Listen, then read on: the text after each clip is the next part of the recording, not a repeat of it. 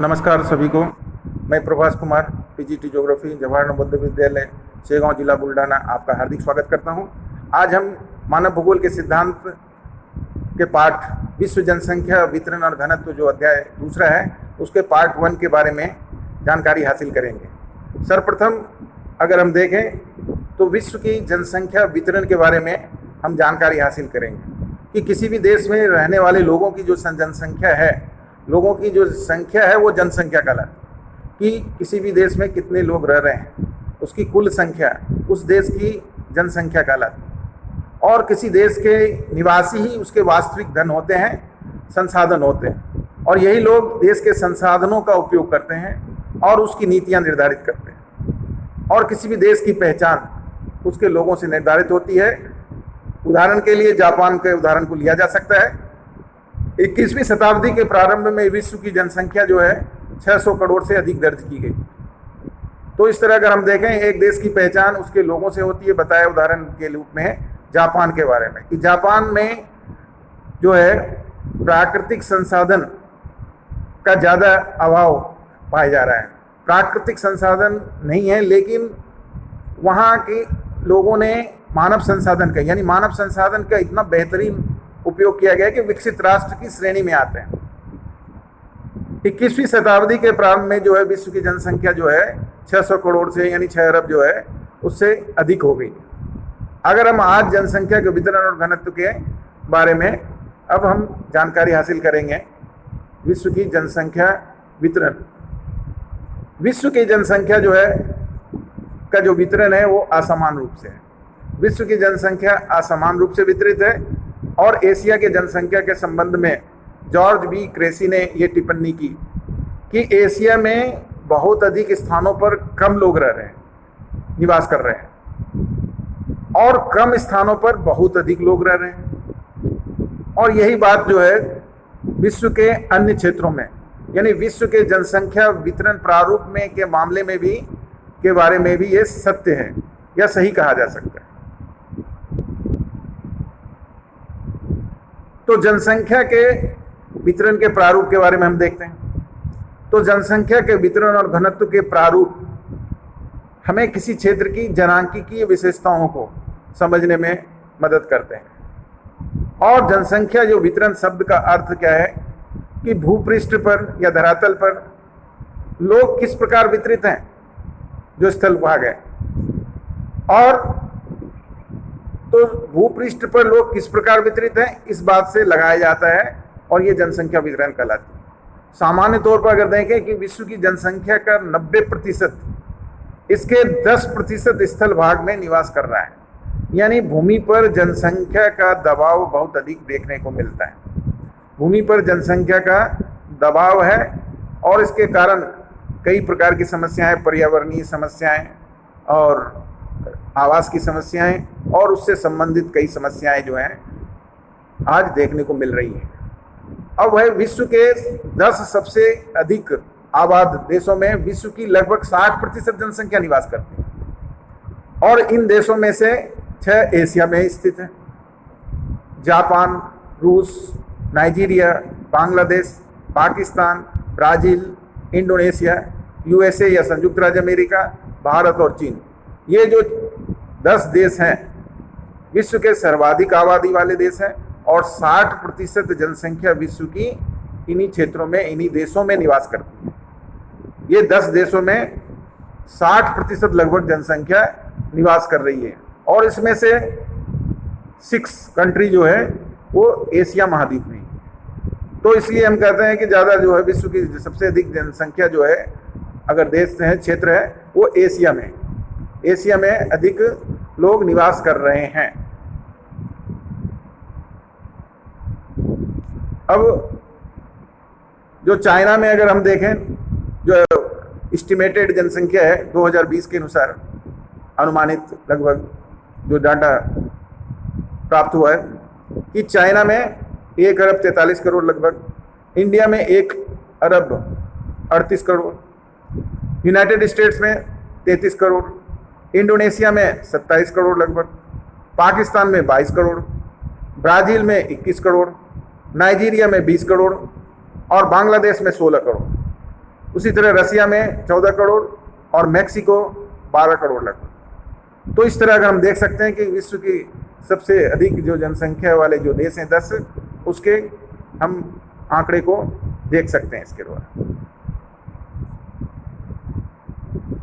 अब जनसंख्या घनत्व हम किसे कहेंगे? तो भूमि की प्रत्येक इकाई में उस पर रह रहे लोगों के पोषण की सीमित क्षमता होती है। अतः लोगों की संख्या और भूमि के आकार के बीच का जो अनुपात है उसको समझना आवश्यक होता है, और यही अनुपात जो है जनसंख्या का घनत्व कहलाता है, और यह सामान्यतः प्रति वर्ग किलोमीटर में व्यक्त किया जाता है। जनसंख्या घनत्व को सामान्यतः जो है जन घनत्व या जनसंख्या घनत्व, इसको निकालने का जो फार्मूला है कि जो कुल जनसंख्या और उसको डिवाइडेड बाय जो है क्षेत्रफल से करते हैं, तो किसी भी देश की या किसी भी क्षेत्र की प्रति वर्ग किलोमीटर जनसंख्या निकल जाती है।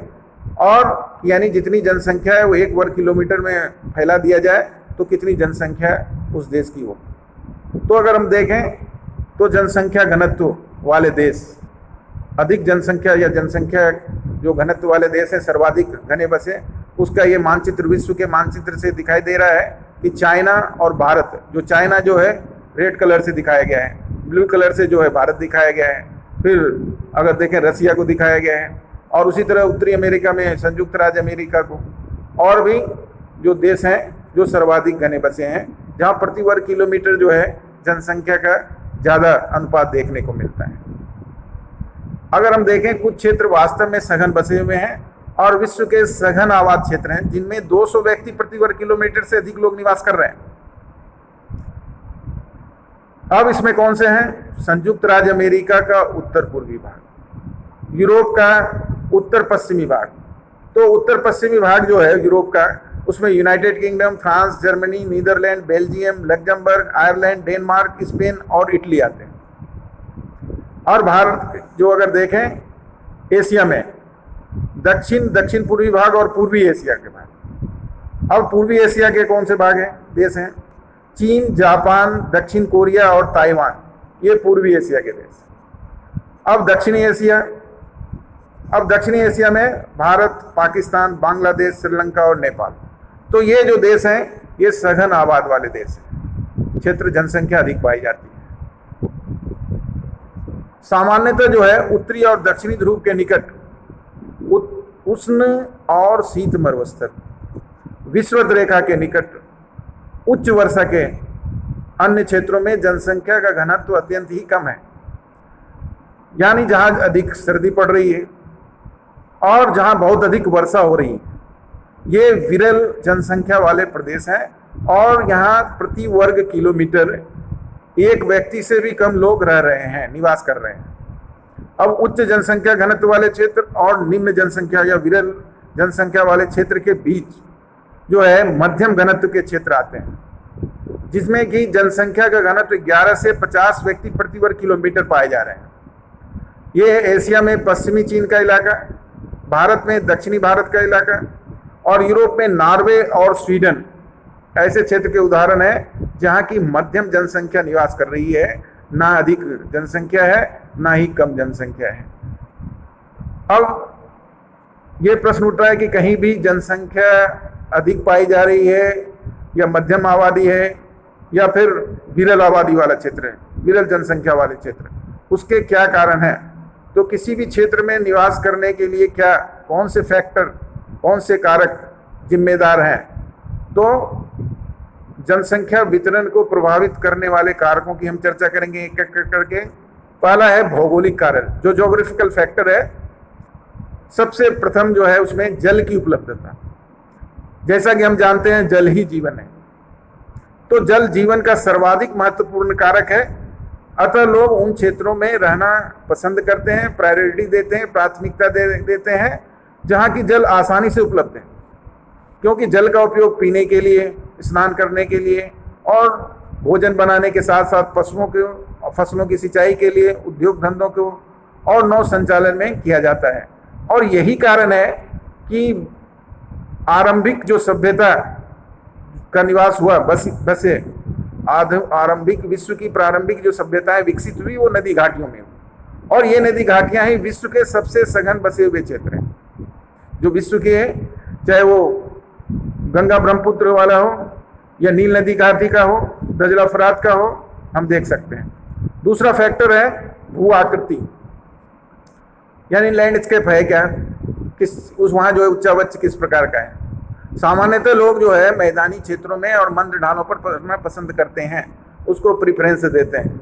तो पर्वतीय और पठारी क्षेत्र की तुलना में लोग मैदानी क्षेत्रों में रहना पसंद करते हैं। इसका क्या कारण है, क्या कौन कौन से कारक हैं जो उन्हें मजबूर करते हैं कि वहाँ वो रहें या मैदानी क्षेत्र को प्रेफर करें। तो इसका कारण है कि ऐसे क्षेत्र फसलों के उत्पादन यानी कृषि क्षेत्र है। अगर प्लेन लैंड है तो आसानी से जो है कृषि क्षेत्र या खेती की जा सकती है। और ट्रांसपोर्टेशन या परिवहन के साधनों को सड़क मार्ग, रेल मार्ग आसानी से विकसित किए जा सकते हैं, कल कारखाने स्थापित किए जा सकते हैं। पर्वतीय और पहाड़ी क्षेत्र परिवहन तंत्र के विकास में अवरोधक हैं, ये बाधा उत्पन्न करते हैं, इसलिए प्रारंभ में कृषिगत और औद्योगिक विकास के लिए अनुकूल नहीं होते। अतः इन क्षेत्रों में कम जनसंख्या पाई जाती है। उदाहरण के लिए गंगा का मैदान विश्व में सबसे सघन प्रदेश है, जबकि हिमालय जो है विरल जनसंख्या वाला क्षेत्र है। यानी गंगा का मैदान जो है मैदानी क्षेत्र है और हिमालय को हम देखें तो पर्वतीय क्षेत्र है। तो इसलिए जनसंख्या का कम घनत्व वहाँ देखने को मिलता है। अब आगे हम जलवायु, किसी भी स्थान की जलवायु वो निर्धारित करती है कि वहाँ जनसंख्या मध्यम रहेगी, निवास करेगी, या फिर अधिक जनसंख्या। अति उष्ण और ठंडे मरुस्थल, जहाँ बहुत अधिक गर्म मरुस्थल हो, उष्ण मरुस्थल हो और या शीत मरुस्थल। यहाँ की विषम जलवायु मानव बसाव के लिए अनुकूल नहीं पाई जाती, असुविधाजनक हो। तो लोग सामान्यतः सुविधाजनक जलवायु वाले क्षेत्र जिनमें अधिक मौसमी परिवर्तन नहीं होते, यानी विषम जलवायु नहीं पाई जाती। अधिक वर्षा और विषम जलवायु के क्षेत्र में कम जनसंख्या पाई जाती है। अधिक वर्षा, भूमध्य सागरीय अगर देखें विषुवत रेखीय प्रदेश, तो उसके कुछ क्षेत्र में बहुत ही कम जनसंख्या है जो सघन वन है इक्वेटोरियल फॉरेस्ट में। जबकि भूमध्य सागरीय प्रदेश सुखद जलवायु के कारण इतिहास के आरंभिक कालों से ये बसे हुए हैं, जनसंख्या जो है यहाँ अधिक देखने को मिलती है। अगला है मृदा। अगर हम देखें उपजाऊ मिट्टी, ये कृषि कार्य के लिए उपजाऊ मिट्टी का होना जरूरी है। तो उपजाऊ मृदाएं कृषि और इनसे संबंधित क्रियाओं के लिए महत्वपूर्ण है, इसलिए उपजाऊ दोमट मिट्टी वाले प्रदेश में अधिक लोग निवास करते हैं। जो भारत में अगर देखते हैं कि गंगा के मैदानी इलाके में है, गंगा का मैदानी क्षेत्र, चाहे पर गंगा प्लेन हो या फिर middle Ganga, lower Ganga plain, ये मृदा जो दोमट मिट्टी है, एलुवियल सॉइल है, ये गहन कृषि के आधार बन सकती हैं और ये उच्च जनसंख्या वाले क्षेत्र हैं। तो ये मृदा किसी भी क्षेत्र में जनसंख्या के घनत्व को, जनसंख्या के वितरण को प्रभावित करने वाले प्रमुख कारकों में से एक है। अभी हम भौगोलिक कारक की चर्चा कर रहे थे। अब दूसरा है आर्थिक कारक। आर्थिक कारक, इकोनॉमिकल फैक्टर क्या है? पहला है खनिज की उपलब्धि। जो खनिज निक्षेपता से युक्त जो क्षेत्र है उद्योगों को आकर्षित करते हैं और वहाँ माइनिंग इंडस्ट्री जो है विकसित हो जाती है। खनन और औद्योगिक गतिविधियां रोजगार उत्पन्न करती हैं, अतः कुशल एवं अर्धकुशल कर्मी इन क्षेत्रों में पहुंचते हैं और जनसंख्या को सघन बना देते हैं। अफ्रीका में कटंगा और जाम्बिया, ये तांबा पेटी इसका एक अच्छा उदाहरण कहा जा सकता है। भारत में भी अगर हम देखें तो जहाँ जहाँ माइनिंग इंडस्ट्री है, मान लिया झरिया में, और भी जो भी अगर देखें जहाँ जहाँ से अगर हम माइंस निकाला जाता है, जादूगोड़ा जहाँ से यूरेनियम की प्राप्ति होती है भारत में, तो वहाँ जनसंख्या का निवास होने लगता है और वहाँ माइनिंग इंडस्ट्री डेवलप हो जाती है। अगला फैक्टर है नगरीकरण या अर्बनाइजेशन। ये बहुत ही प्रमुख फैक्टर है। यही कारण है कि जो विश्व में जितने भी महानगर हैं उसमें जनसंख्या घनत्व दिनों दिन बढ़ता जा रहा है और जिससे उस नगर के में प्रदूषण की समस्या और अन्य समस्याएं जो है विकराल रूप धारण कर रही है। तो नगर रोजगार के बेहतर अवसर उपलब्ध कराती है, शैक्षणिक और चिकित्सा संबंधी सुविधा। लोग उच्च शिक्षा के लिए और अच्छी चिकित्सा प्राप्त करने के लिए जो बड़े बड़े निजी और सरकारी अस्पताल, जैसे अगर हम देखें दिल्ली, बम्बई, पुणे जैसे महानगरों में मान लिया लोग जाते हैं, निजी चिकित्सालय या अस्पताल की सुविधा होने के कारण ये बसे हुए हैं। शिक्षा की सुविधा है, शिक्षा के बेहतर साधन है, और परिवहन के बेहतर साधन यानी सड़क मार्ग, रेल मार्ग, वायु मार्ग के द्वारा ये भली भांति जुड़े हुए हैं। अच्छी नागरिक सुविधाएं और नगरीय जीवन का आकर्षण, नगरीय जीवन की चकाचौंध से आकर्षित होकर के लोग नगरों की ओर चले जाते हैं, यानी ग्रामीण क्षेत्र से पलायन हो रहा है, ना ग्रामीण क्षेत्रों से लोग नगरीय क्षेत्रों में प्रवास कर रहे हैं, माइग्रेट हो रहे हैं, और नगर आकार में बढ़ जाते हैं। नगर की जनसंख्या, महानगरों की जनसंख्या दिनों दिन बढ़ जाते हैं, और ये कई नगरों के आसपास उपनगरीय क्षेत्र विकसित हो रहे हैं। गंदी बस्तियों का प्रादुर्भाव हो रहा है, गंदी बस्तियां, स्लम एरिया, मलिन बस्तियां।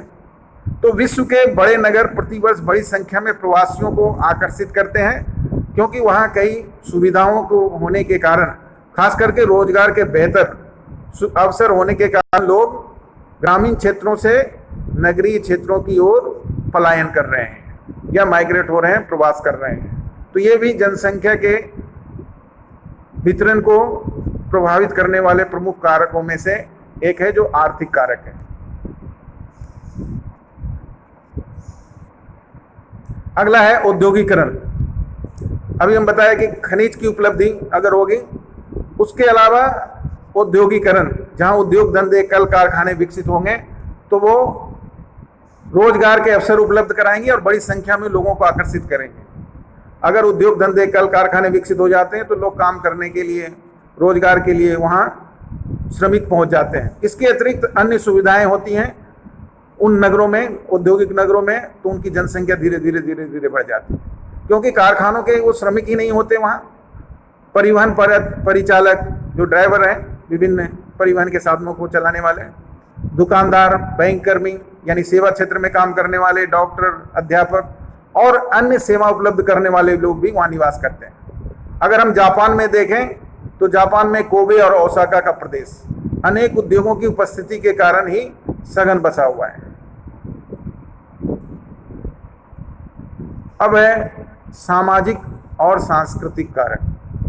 जो किसी भी प्रदेश में जनसंख्या वितरण को प्रभावित करने वाले प्रमुख कारकों में से सामाजिक और सांस्कृतिक कारक भी महत्वपूर्ण स्थान रखते हैं।